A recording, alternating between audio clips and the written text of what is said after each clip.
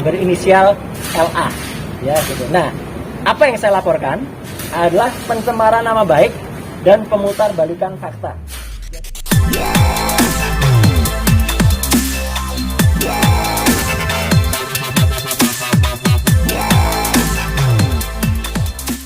Terima kasih kehadirannya rekan-rekan.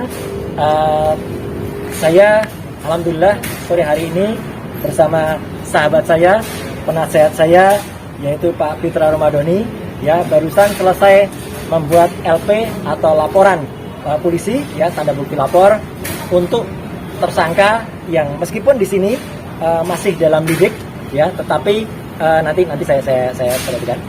Tapi tentu teman-teman sudah tahu semua bahwa yang bersangkutan adalah saya baru tahu dia adalah seorang artis sinetron, ya mohon maaf karena saya nggak pernah nonton sinetronnya, ya dan apalagi sinetronnya sudah nggak diputar lagi sekarang, jadi ya saya tidak tahu, berinisial LA, ya gitu. Nah, apa yang saya laporkan adalah pencemaran nama baik dan pemutarbalikan fakta.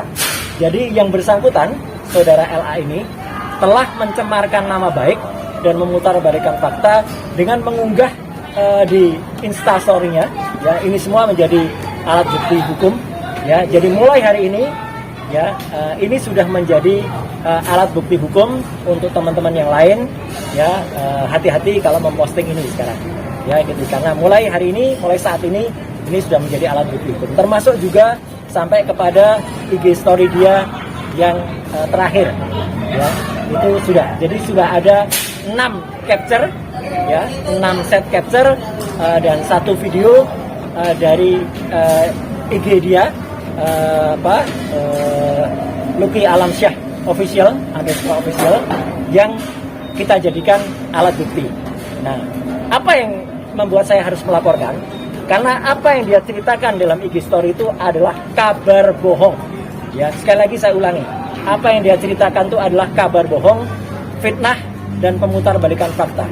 Kejadian sebenarnya memang sempat ada persinggungan lalu lintas. Tapi berdasarkan analisa yang sudah saya konsultasikan juga dengan teman-teman dari Lantas, kalau itu mau diselidiki, bahkan kalau mau diterapkan pakai TAA, ya Traffic Accident Analysis, ya bisa dibuktikan bahwa sebenarnya sayalah yang justru menjadi korban. Karena kejadiannya yang ada di Jalan Pemuda hari Sabtu malam tanggal 22 Mei adalah saya sedang di lampu merah, jalur kedua dari kanan akan masuk jalur ketiga dari kanan, rifting atau sen kiri, tiba-tiba dari belakang ada kendaraan kencang yang kemudian menyerempet. Jadi saya diserempet.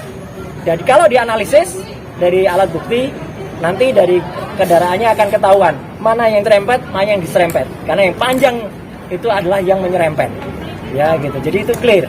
Ya, dan malam hari itu sebenarnya saya memang tidak mau penyelesaian di TKP karena dia sudah ribut di situ.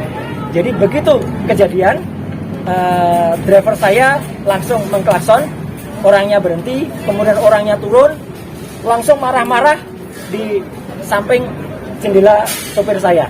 Ya, dan yang saya menjadi heran lagi, ketika jendela itu dibuka, ya, saya merasakan betul energi dia untuk marah tambah besar.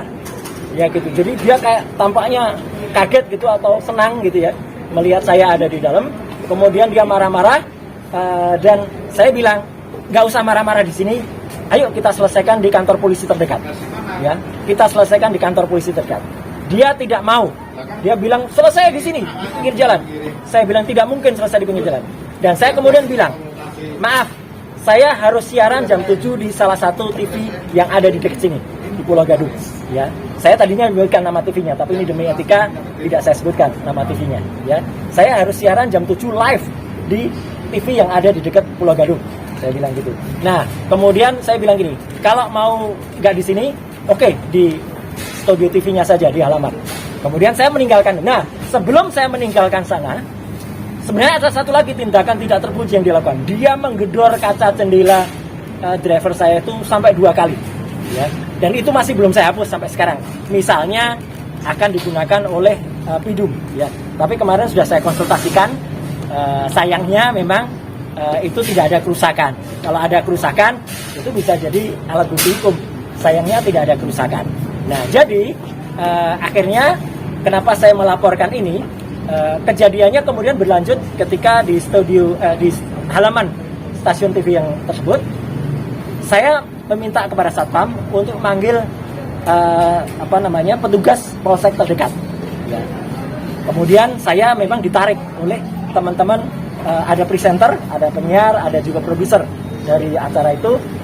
Pak Roy, kita sudah mau mulai nih, jadi harus ke atas. Oke, karena saya bukan juga driver yang bersangkutan, jadi jangan salah ya, saya bukan drivernya. Kemudian saya juga hanya penumpang. Saya naik ke atas, saya bilang pada driver saya, tolong selesaikan dengan anggota kepolisian. Ya, jangan sampai selesai tanpa anggota kepolisian. Selesai siaran, saya turun, saya tanya ke orangnya, saya tanya ke driver saya, lu mana orangnya? Pergi Pak. Saya tanya satpam, pergi Pak, sambil marah-marah. Dia bahkan memarahi satpam-satpam di situ. Satpam-satpam di TV itu bisa teman-teman tanya, ya, kelakuan yang ada pada hari itu. Ya, jadi dia marah-marah dan dia pergi sebelum polisi datang. Ya, jadi dialah yang kabur. Jadi ada dua hal. Bukan kita yang kabur. Bukan saya yang kabur. Seperti cerita dia, saya kabur dari TKP kemudian dikejar. Kalau kabur, driver saya bisa nyupir cepet banget dan dia akan terkejar, gitu. Tapi saya memberitahu. Bahkan ketika ada traffic light di depan, saya bilang, saya tunggu juga merah, lampu merah, saya juga tunggu dia ada di belakangnya. Kalau enggak, sudah kita lewat aja. Nah, jadi intinya ada ini, teman-teman semua. Sehari sudahnya, hari Minggu pagi, saya kaget karena saya tiba-tiba membaca salah satu berita yang saya tidak menyalahkan situs berita. Ya, saya tidak menyalahkan media. Ya, itu tugas teman-teman berdasarkan sumber berita yang ada. Di situ ditulis mantan Menteri RS melakukan tabrak lari. Jahat banget. Ya gitu, kaget saya, kok bisa begitu. Ternyata itu bersumber dari IG-nya postingan seseorang yang baru saya tahu kemudian kalau dia artis ini. Nah, jadi di sini dia juga menulis tidak hanya inisial nama saya, ya, tetapi dia menulis mantan menteri, ya. Dia nulis juga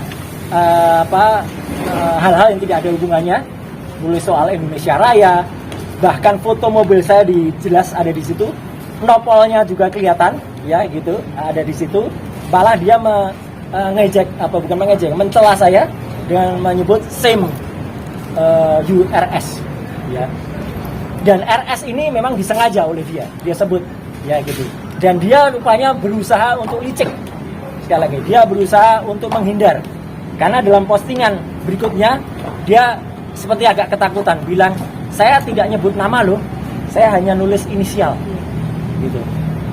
Meskipun hanya nyebut inisial, ya, tapi saya disebut mantan menteri. Kemudian ada petinggi partai, padahal saya sudah bukan lagi petinggi partai. Dan yang menarik dalam IG dia berikutnya, dia masih juga mengatakan, saya bukan petinggi partai, saya tidak punya preferensi apa-apa. Loh, itu semakin menunjukkan kalau dia punya niat.